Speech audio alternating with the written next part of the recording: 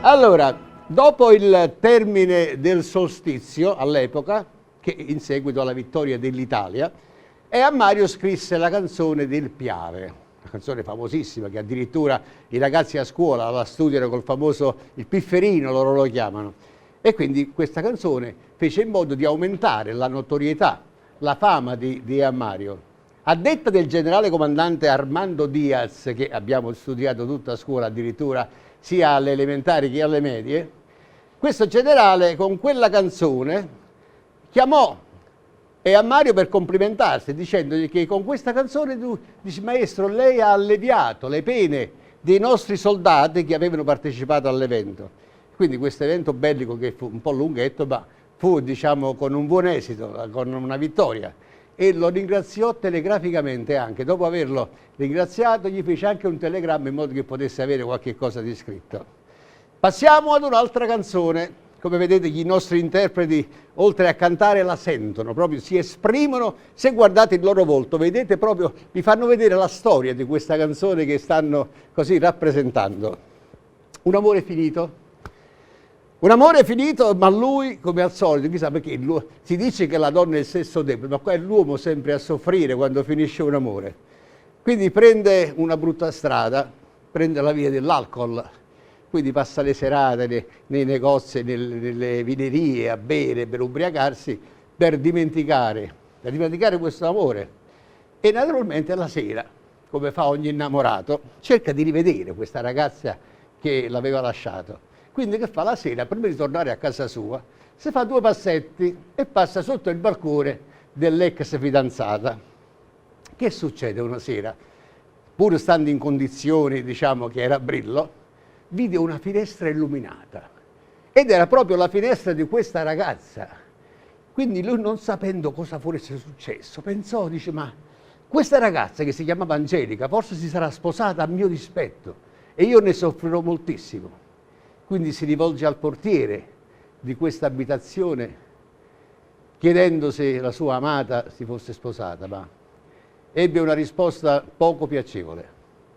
Tutta questa bella storia, in modo canoro, ce la farà ascoltare in una canzone scritta nel 1932 il nostro Salvatore Meola, ed è Canzone embriaca. Prego, Salvatore Meola.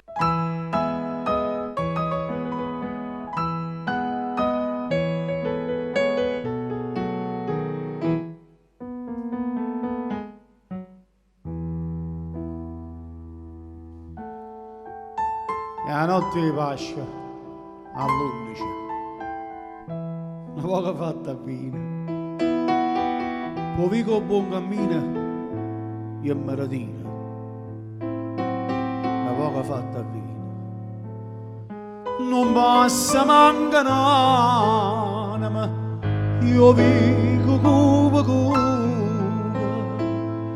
para una bocca e lupa lo cantando.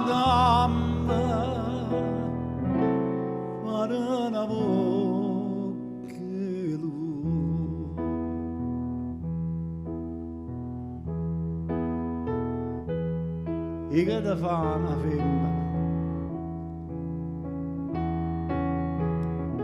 non mi pareva vero, stiva così all'era a notte io la non mi pareva vero, willallara, willallara.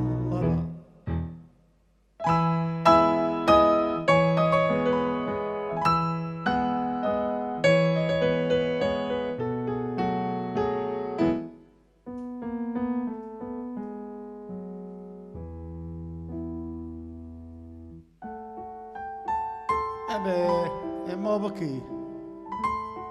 All'ultimo piano di sto palazziello, l'ultimo balconcello, è rossa luce, l'ultimo balconcello. Sarà sposata Angelica, e a la luce viva, Ranenna sto festina a faccia mia, ranenna sta o festina.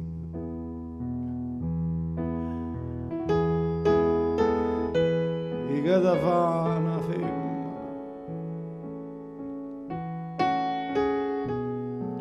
non mi pareva vero. Stiva così all'era e a notte io l'allara non mi pareva vera l'allara lara lara lara.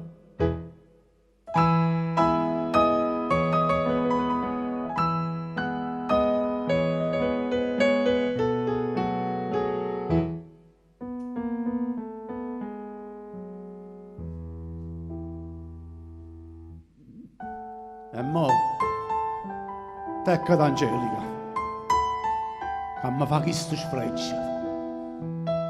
E quello che è più peggio, la tengo in faccia, che mi fa questo sfreccio.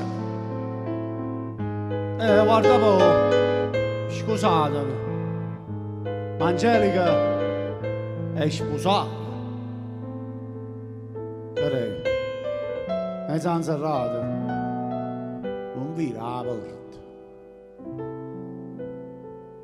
Ah già, mezza serrata.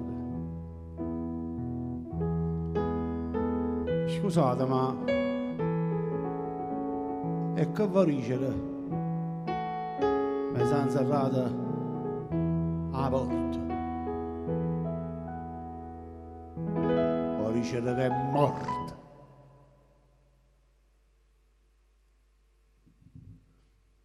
E buonanotte, willallara, moricere che è morta, willallara, willallara, lara.